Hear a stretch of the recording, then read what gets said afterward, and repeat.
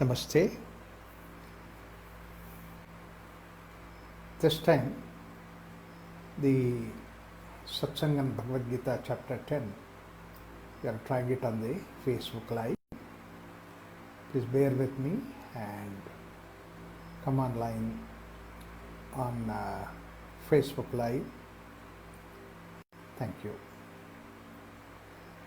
Om Sahana Bhavatu Sahano Bhunaktu Sahaviryam Karavavahai Tejasvinavadhitamastu ma Vidvishavahai. Om Shanti Shanti Shanti.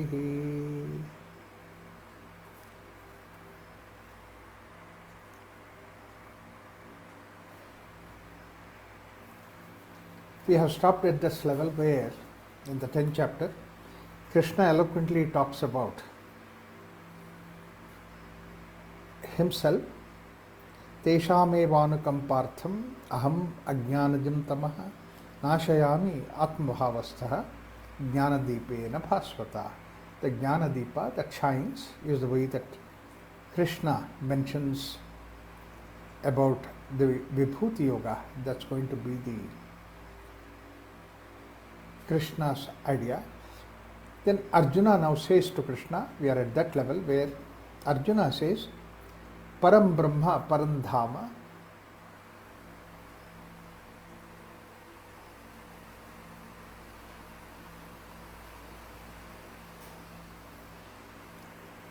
Pavitram Paramam Bhavan Purusham Shashvatam Divyam Adidevam Ajam Vibhum.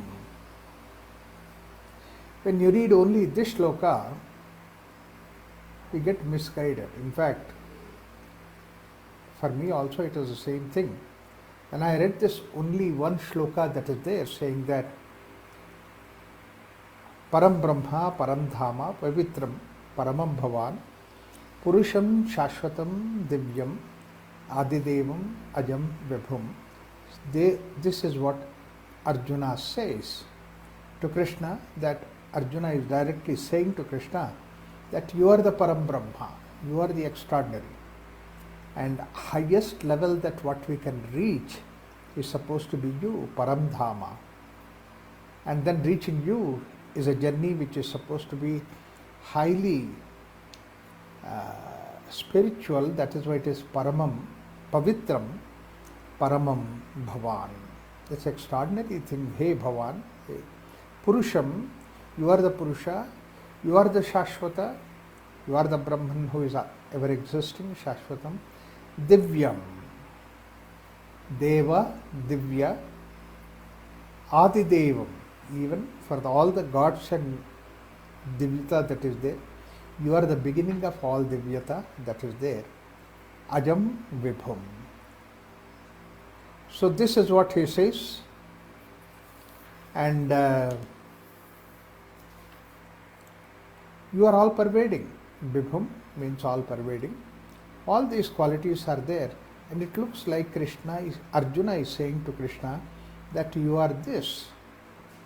Now, if this is the way, if we stop at this shloka, if Arjuna would have stopped at this shloka, if we stop at this shloka, then absolutely there is no problem. Then whatever that Krishna said, Arjuna completely accepted it, and he accepted Krishna to be the God, Krishna to be the extraordinary superlative God, and all these qualities are there. So therefore then what else is there? And you are with the God, and you have become the God. You have understood that means you become that God. Then where is the question of any further ideas and discussions or any other activity that is not necessary at all? But it is very difficult to accept somebody as God. You can always accept somebody may be better than you, somebody may be great, somebody may have more original ideas than you are, or somebody may be extraordinary compared to you in some field or the other. And this is what we see. I can do so much and somebody can do much more. not only in one field, maybe in 100 fields, that he may be something which is extraordinary, and this can be accepted. But then in spite of all those things, it is like the way that in a journey that we are making on the road, somebody is there a little ahead, somebody is behind. Not only that, even the the children will go ahead. In fact, that's what we see. Our children are more capable than we are in most of the cases. They can handle this computer, they can understand about these things, what we struggle with. And that's what is this generation. Not only that we struggle with this kind of a thing, even the best of the computer manufacturers, that they only produce computers, they only produce all the cell phones and all that. When it comes to managing with that, they have to approach their own child. And then he is much better than that. He says, Dad, you don't even know this. So he is way ahead. Yes, actually when compared to you, he has come now closer to from the God. And he is latest from the God. Therefore that he has definitely much better ideas about these things. Generation after generation, improvement is there. So he is way ahead. And every dad wants a child to be way ahead. So therefore that we can accept that somebody is ahead of me in this journey, I can accept that. But to see that somebody is God, the supreme reality, and that is something which is not possible for us. But then whatever that is supposed to be so difficult to be able to accept it, Arjuna so easily accepts it. Arjuna so clearly, just because that he heard about the 10 shlokas, about 11 shlokas, and immediately Arjuna says that, hey Krishna, that you are the Param Brahma. It's not ordinary Brahman, it's a Param Brahma. It's a supreme reality, Brahman. And Param Dhama, that means you are the highest one could achieve. And Pavitram Paramam Bhavan. Pavitram, that you are the purest of the pure. You are crystal clear. Paramam and Bhavan. That means to say you are Purusham. That means the Puri who is there within every individual. That Purusha is you are. Shashvatam, you are ever there. And Divyam, this is a very beautiful word. Actually, I don't know in the Western science or English language and the others, we say God. We don't know why that, how that word is God has come. But then we have this Deva concept is very beautiful. And Deva is coming from the idea of Divyatva. Divya means something which is extraordinary. It's so extraordinary, it is like the way that it is something which is multiplied by a zillion times. Like a simple candle lamp is there, and then you multiply it by 1,000 times, million times, and that's what is Sun God is there. So that's what we say, Divyam. So it is, there is nothing mystic about it, but it is only the quantitatively that it is something which is extraordinary. It can be in anything, and here it is there, I am talking about the sun, about the light, but it can be about compassion, and it can be about the capacities to absorb. It's all kinds of things that can be there. So all these things are basically Divyam. And then not only Divyam, Adidevam. That means for all such forces, everything that is there, all that capacities, all that manifestation that could be there, and you are the Adideva, you are at the background of it, you are the beginning of it. Adi means a beginning, and Adidevam, Ajam. Ajam is where Janma Rahita, that means to say that there is nothing that can give birth to you. There is nothing that you are born from. And Vibhum, and that means to say you are all pervading. But then he is talking about Krishna, and he knows Krishna has the parents. Krishna is born in Mathura, and then all these things that he knows, the whole life of Krishna, the struggle, he is with him. With all that background, he says that, so if this is the thing that he is really saying from his, there are two things that are there. One is that your opinion, mata, another thing is that your knowledge, you know about it. Jnana and mata, these are the two separate things that are there. So if Arjuna is saying these things out of jnana, that means he has realized, he has experienced that, then there is no question of that any further discussion at all. These are the two things. Like for example, we don't say I believe that sun rises every morning. I see sun rising every morning. It's not the question of I believe. It's not the question of my opinion. Sun rises in the east. I see that sun rising in the east. So I see the sun. When I see the sun, that means to say I don't say I believe in sun. This is not the question of belief. This is a question of direct experience. I'm hungry. It's a direct experience. I believe that I'm hungry. There is nothing like that. So therefore, this first shloka seemed to be really wonderful, seemed to be that everything that Krishna says, Arjuna says about Krishna. But then, unless until you see the first shloka, along with the next one, second shloka, then only it makes the difference. Ahustvam rishayah sarve devarshi naradastata asito devalo vyasaha swayam cheva bhavishime. This is where the next Arjuna did not stop at the first shloka. He continues saying that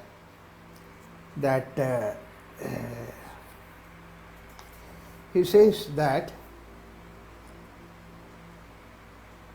Ahuhu tatha devarshihi narada. So Devarshi and Narada, that means to say Devarishi Narada is an extraordinary, wonderful Rishi. In fact, those days, greatest of the Rishis was supposed to be Devarshi Narada. And Devarshi Narada is somebody. He's called as Devarshi because he knows about everything and he is there everywhere, wherever you want it. So that is why Narada is supposed to be extraordinary. So Devarshi Narada and Asitaha, the Rishi Asitaha, and Devalaha, and this is another Rishi, and then Vyasa, the extraordinary Rishi called as Vyasa, Maharshi Vyasa, and Swayam, and even then, even you, Evam Sahame Bhavimi, and you are telling me.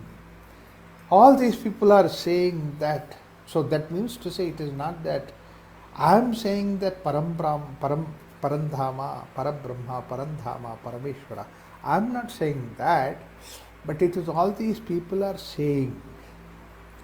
Devarshi Narada is saying, and then Ahula is saying, Asita is saying, Asita Rishi, Devala is saying, and Vyasa Rishi is saying, and all these people are saying, and that's what you are also saying, and you telling me, te bhavimite. So you are telling bhavimime, and you are telling me. That means to say, all these people are saying, therefore, that I accept it. Now, this is something which is to be understood very clearly. If it is something supposed to be true, then you do not gather the evidences, you do not gather the opinions of the others. See, this opinion is something which is somebody else's opinion, and that makes your opinion. That builds in your opinion. So Devarshi Narada says, Vyasa says, and you know what? So far, Krishna is saying to Arjuna that all these things are created by me. All these different worlds and Kalpa, Kalpanta, everything is from me. This is what Krishna says to Arjuna. And after saying all those things, that he says that he also says you are like this. X also says, Y also says, Z also says, therefore that I accept it. Who are these X, Y, Z? They are all created by Krishna himself. So what Krishna said is something which is much more profound than all these people saying that Krishna is like that, Krishna is like that. So after having heard the whole of Krishna, if Arjuna is saying that, that means to say, whatever Krishna said on top of it, he is trying to take the support of these people. There is a very interesting thing about the one I read somewhere. I don't know whether it is one of the great leaders, let me not guess who is that, but then one of the statesmen, great leaders, he was worldwide known, most popular and all that, and to meet him, I think Michael Jackson was coming just to say hello to him. And then that great leader's son, he says that, can you take the autograph of Michael Jackson for me? And he gives that book. That means for the child, Michael Jackson is better than his dad. So Michael Jackson visited him. So Michael Jackson is better than him. Michael Jackson is a singer, whereas he is a statesman, he is a national leader. But then he said yes, he wanted to please his son after all. Therefore that he takes that opportunity, and when Michael Jackson comes to him, requests him for the autograph of him. So all this is something which is amusing. So that means to say who is great, who is less great. For a child, it is easy to understand. But for Arjuna, after having heard of all those things what Krishna said, he says that Vyasa also says like this, Devarshi Narada also says like this, he also says, B also says. Now what happens? Your truth is not that your perception. Your truth is not your experience. Your truth is based on somebody else's experience. But somebody says that this fellow is not standard, then he is not like Devarshi Narada. Oh, what he says doesn't carry any big weight. Or Asita, Devala, all these people when they call it, these are not very standard people, then what will happen to you? See, you have established ability of Krishna based on all these people's statement, and they themselves, if they fall down, if they don't stand up to expectation, then what will you do? But anyway, second thing is that Krishna was, Arjuna selects all those people, and who says that great thing about Krishna. That also is very nice, because what happens is that we also select those people who say good about somebody. If I want to accept somebody as good, the moment that somebody says that so and so is good, they say, yeah, I can understand that is good because X said, V said, Y said, and Z said. Why I select these particular names? Because nobody is there on this earth who people accept him as great. Everybody accepts him as great.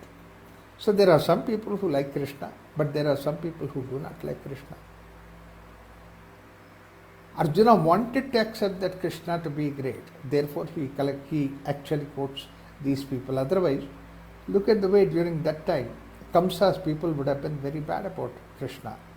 Shishupala's people would have said negative about Krishna. There may be several people who might be talking about negative about Krishna. Even the Kauravas themselves are there, who never accepted Krishna. They were always fearing that Krishna is cunning. Not only these people, because they are known enemies, but Krishna's own cousin brother who was there, Neminath, he also did not approve Krishna the ways. Therefore, and he is the Jain leader, and therefore the Jains put Krishna into the hell, because Arjuna wanted to run away from the battlefield because the Jain philosophers believed in ahimsa, and Arjuna wanted to practice ahimsa, did not want to go for a battlefield. It is Krishna who managed Arjuna to go to the war field. Therefore, the problem, the difficulty or the sin is not of the Arjuna, but it is more of Krishna. Therefore, they might have sent, the Jains, they might have sent Arjuna to ordinary hell, but then Krishna they sent to seventh hell.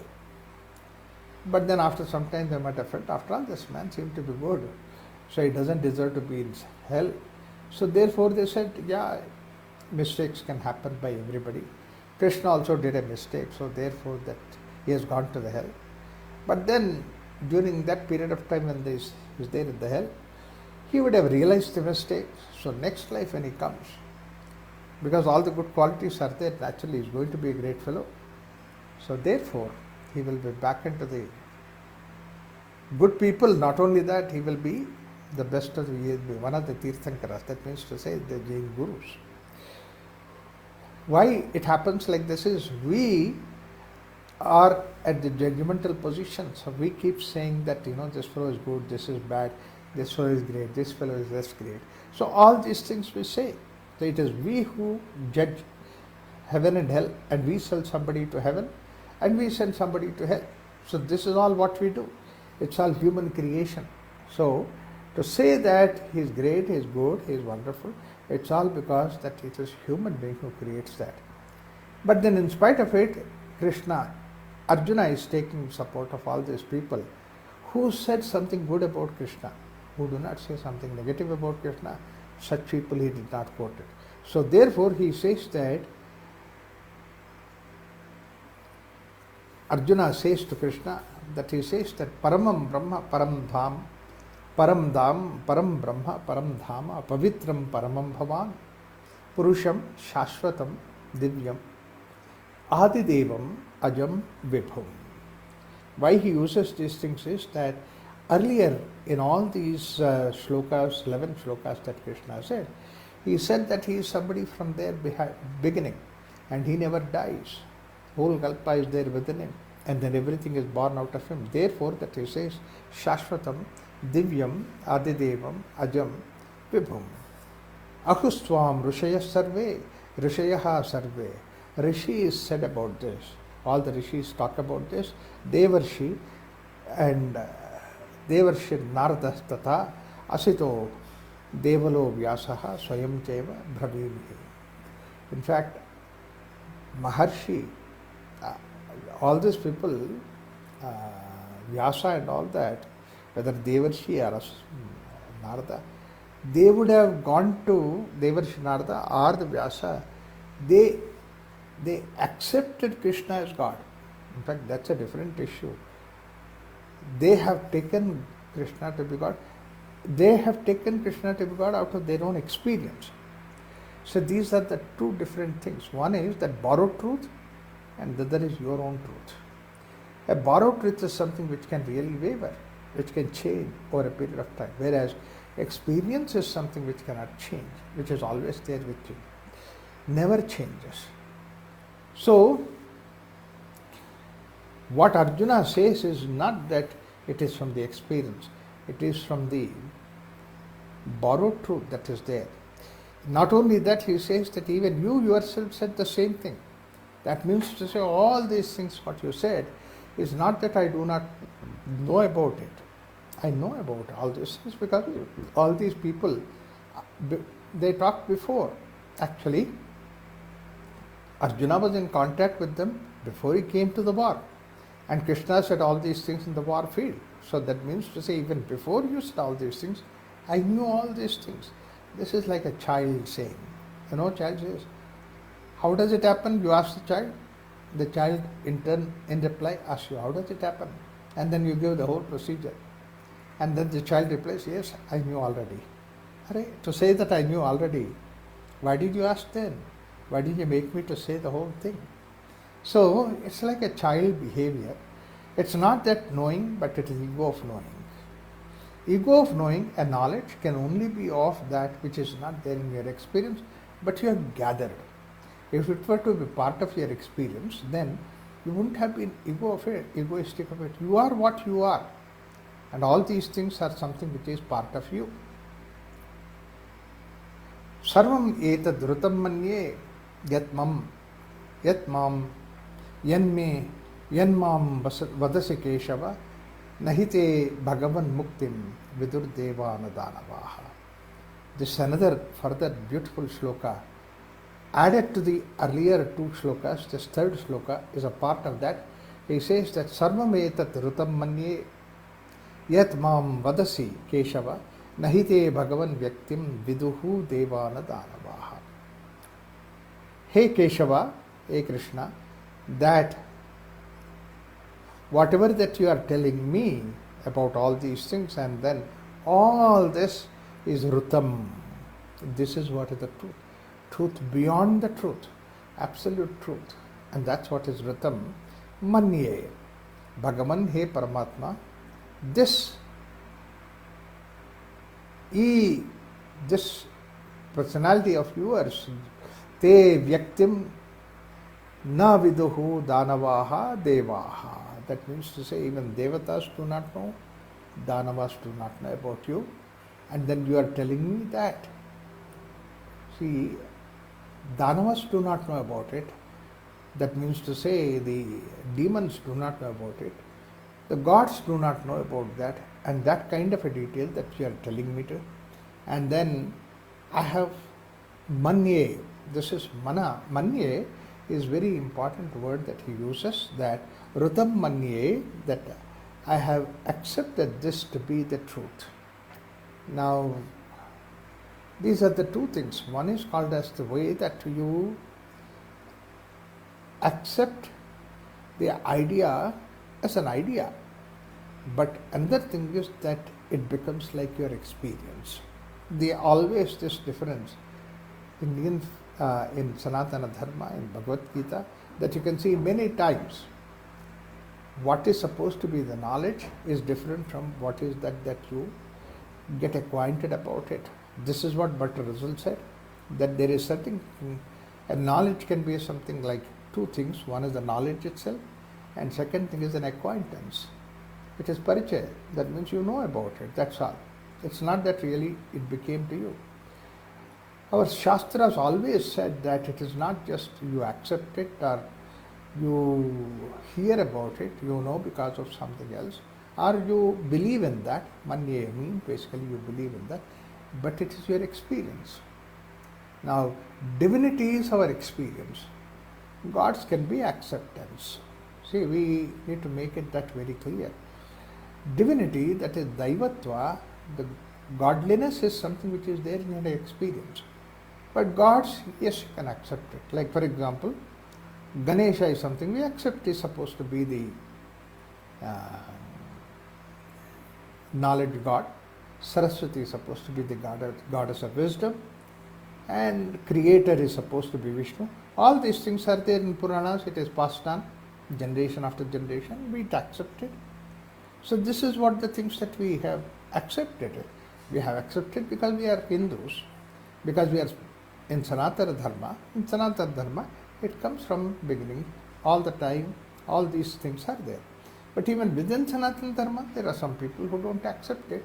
Fine. These are something which you can accept. You don't have to accept it. Is a very personal kind of a thing. Somebody else accept Jehovah, somebody else accept as the Allah, supposed to be the God, and who takes care of all those things. Fine. It is their belief, manyata, that means to say their opinion. You respect the opinion, you leave that opinion to them. Opinion is something that I don't have to thrust upon others. Therefore, basically, God opinion is something that I don't have to thrust upon. But godliness is something which is an experience. Then it will not leave me. I have these qualities of divinity that is there within me. I never leave that. So these are the two different things that are there. One is the manyata. Here, Krishna, that you are so great, you are all these things that are there. All these things are manye. That means they accept it. And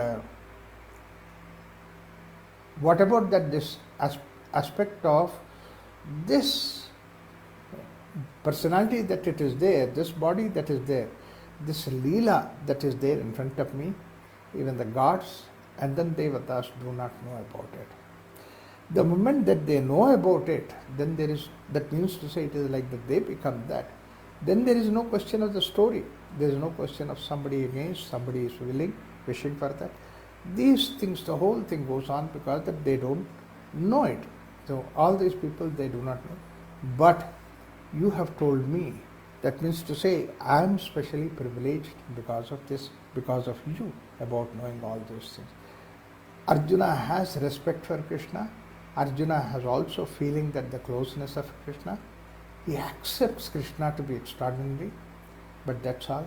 He cannot accept him to be God.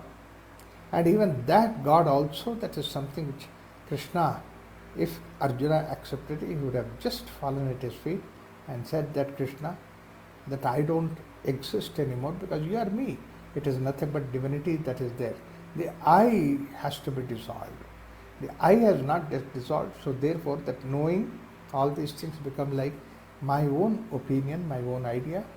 So therefore he says that Sarvam etad rutam manye enmam vadasi Keshava. Whatever that you said, manye, I have accepted it as rutam, as extraordinary truth. Nahite bhagavan vyaktim vidur deva anudanava. Devas and Danavas, they do not know. If Devas would have known about it, then they would not have been having that ego of their own. If Danavas would have known about it, then they would not have been Danavas, creating problem to the others. Swayam atmana atmanam vetha tvam purushottama bhuta bhavana bhuteta devadeva jagatpate. Swayam eva atmana atmanam vetha. So, Bhuta Bhavana Bhutesha. This is a very beautiful way he says that. Hey Bhutesha. That means, hey Ishvara, who is there in all the creation that is there. Hey Ishvara, who is there in all this creation, you are that. And then within all these, whatever the creation, you are somebody who creates this Bhuta Bhavana. That means to say, Jiva Bhavana. So that is something which you can bring about. Deva Deva. That means a Deva after Deva. Jagatpate, and somebody who is the Pati of the whole Jagat itself. He is the controller of, he is the organizer of this whole Jagat. Hey Purushottama. This Purushottama word is very important, and then later on also there is a reference about this comes. Purusha is somebody which is there, is this pristine divine aspect within us. Purusha is there within us, and that's what is the divinity within all of us. And this Purusha is somebody which Patanjali also uses that Kresha Karma Vipakashaihi Purusha Visheshaha Ishvara. That Ishvara, Purusha Vishesha, what is that extraordinary Purusha? Is free from any kleshas or any vipakashayahi, paramrushtaha, that is beyond all those things. Now, this Purusha that's there within us itself is something which is not having any disturbances, any attachments or any specificities about the body. All these things are not there, and that one is actually using this body. Like for example, my eyes are seeing, if the Purusha who is seeing through my eyes, my ears are hearing it, the Purusha really who is hearing through the ears, or I am that Purusha. But what happens is that between that Purusha and the perception of the world outside, there are so many layers of ignorance, layers of kleshas that are there. So this Purusha is there within us, and if we remove all these things, and then what we see is supposed to be as Purusha. The rest of it is all something which is the disturbances that are there in between. Remove all those things, and what you see is supposed to be the Purusha. And like that, individual Jivatma is supposed to be the Purusha. Even that means to say individual we, I, you. These are the things who are there. And then a combination of all those things are a thing which is nothing but split into these things is supposed to be Purushottama, Uttama Purusha. It's extraordinary kind of a thing. Bhuta, and this is a very simple idea, but then later on when we come to the Purushottama Yoga, another extraordinary concept has been revealed by Krishna in Bhagavad Gita in that Purushottama Yoga. That Purusha is something which is extraordinary. Bhuta Bhavana Bhuteshaha Devadeva Jagatpate. Hey Jagatpate, Hey Devadeva, Bhuta Bhavana Bhuteshaha. Now, this whole world can be looked at from the intellectual point of view, like as a creation and as something which is moving. It is not real, it is unreal because it's moving. It doesn't have existence because that it's going to die. And whatever that exists is supposed to be Paramapurusha. So therefore, that way we can really look at all these things from the intellectual point of view, from the jnana point of view. Whereas another thing that we can look at all these things from the heart, from the level of heart, we can feel it. The feeling is always much more profound and about than the intellect aspect of it. And that's what we can see, that an intellect can clearly see, particularly if he is a professor of anatomy, physiology, he can explain about your body, where that there are so many, these nerves are there, this is there, heart is there, and then blood vessels are there.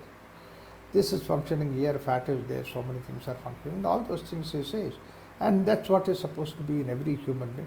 He can very clearly say. But look at all those things, all that knowledge is totally, totally set aside the moment he meets his own child, his own wife, his own people, his own father. So there, it is not that these things, but what beyond all those things is that there is a life aspect is there, a living aspect. Bhuta bhavana bhuteshahu. So bhutesha devadeva jagatpate. In all these things, that bhuta bhavana is something which he is the one who brings about them. If only that bhuta bhavana were not to be there, if that were not to be there, the whole world would have been like a robotic, like a machine for us, like a computer. In fact, a computer is much better than a human being, because if you look at human being to be an intellect and look at the way the amount of intellect, whatever the function that today I was just thinking in the morning that let me list out all the functions what the intellect is doing. Intellect memory recollects all those things and organizes, calculates, and then precision way that it works, exactly how you have to work, it guides you. So many things it does. I can list out about 40 activities of the intellect, which some may be 40, some can be 50 and all those things. And today, the simplest computer can do all these things, much better than you can do it. So this intellect seems to be a computer that we have. Not only that, intellect also generates, creates new things and all that, invents. But if you look at the computer, today the computer is programmed in such a way, whatever that we can do with the intellect, computer can do it. Can create a design, can create all those things. Whatever that human brain could do it, and that's what intellect is doing. But then what is something which is missing in the whole of intellect is this bhuta bhavana. Yes, these are the things which are very important, and that difference, I don't think any time, any moment, any future, we are going to create in computer to get into that bhuta bhavana. In fact, on the other hand, the more and more that we advance in science, the more and more that we go into the people and then their knowledge, the bhuta bhavana is completely lost. And that's what happened with all that research that were done in the Wuhan laboratory. Do you mean to say that there is bhuta bhava? In fact, even the life that is supposed to be there in the case of a virus, and then several viruses are developed to see that how we can really destroy this bhuta bhavana, the human being aspect of it, humanness aspect of it. So, this bhuta bhavana is what is that which is Jagat Prabhu, Jagadishwara. So therefore, let me see what is the way that he says about this.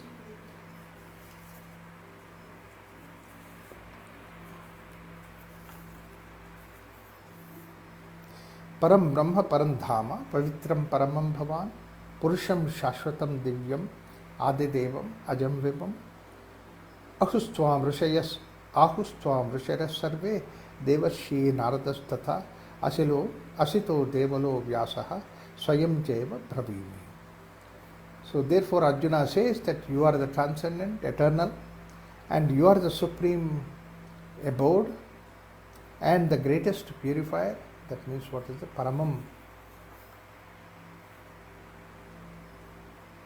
And then afterwards, all the seers speak of you as the eternal divine Purusha, the primal deity, unborn and all pervading. Likewise speak the celestial sages like Narada and Asita and Devala, and the great sage Vyasa, and yourself too proclaim to me. Sarvam etad rutam manye Yanmam vadasi Keshava nahite Bhagavan Vyaktim Vidurdeva Anadanava. Hey Krishna, I believe as truth. All this is what very important. I believe you. That means it's not an experience. I believe this as truth. All that what you said, O Lord. You know, there is an important idea about this belief, saying that. There is an ego in that particular aspect of it. That means, yeah, I know it, I believe it. That means your knowledge becomes your ego. And you believe it, that means to say, I am so great, it's actually a self-ego, that I believe what all that they say. I accept it. And there is also that there is an ego. There are people who don't believe that, but whereas I am the question of belief. See, there are people who are astikas and nastikas. Astika believes in God, Nastika doesn't believe in God. But actually, when you look at the difference is nothing. Somebody believes in God, somebody doesn't believe in God. But person-wise, that there is no difference at all. The activities may differ, but then it's not the question of simple belief that's important. But what is important is to see that can you be your experience. When the Upanishad Rishi says that Ishavasyamidam Sarvam, everything is nothing but God, it's from the experience, it's not questioning coming from the belief. So, Sarvameva Atmanam Vetha Tvam Purushottama Bhuta Bhavana Bhutesh. So, Sarvametad Rutam Manye Yanmam Vadasi Keshava Nahite Bhagavan Vyaktim Vidurdevam Nadanavaha. I believe as truth all that what you told me, and Lord, neither demons nor gods are aware. You are manifestation through sport. And this manifestation that you meant in the form of Leela, that they don't know about it. The idea when they say it is Leela, they would not have taken it seriously. Leela is, it's like a play. But then they take it seriously, they involve in that. Oh, so like that, there is so much. Everybody look at this world. The world for them is very serious game to play. Swayam Eva Atman Atmanam Vetha Tvam Purushottama Bhuta Bhavana Bhutesha Deva Deva Jagat Prabhu. O creator of beings, O ruler of creation, creatures, gods of gods, and the Lord of the universe, O Supreme Purusha, you alone know what you are by yourself. See, this is a very important thing is that you will only know as you only experience as you are. It's only your experience. You can only experience that way within everything. And then, if in me, that if there is an experience of divinity, it is you who have that experience of divinity. Like the way that a river goes into the ocean, the riverness has to go away so that ocean will be there. But the river tries to hold itself to be separate, then the way that it cannot experience that ocean. It has to become an ocean to understand, experience that ocean. Then the river has not to be there. So the I of a simple thing is dissolved so that the divine I is something which prevails. That's what is the way that we need to look into it. That's how the journey of spirituality that takes place. So let's go into this now. This question of Vibhuti. Earlier he said that this is supposed to be Leela. Leela means something which is like a sport. It's like the way that on the stage that they are doing an act, very seriously, all those things are involved. But behind all that seriousness and everything, they know very clearly that this is not the reality. There is a bigger reality that is there. So I may also involve in the activities that are there around, but then this activity is like a Leela. But I am somebody who is behind that. And that experience can only be there if you are there, if you have that experience. Let's see how Arjuna proceeds further, understanding this plan. So let's take this forward. Thank you so much. Om Shanti Shanti Shanti.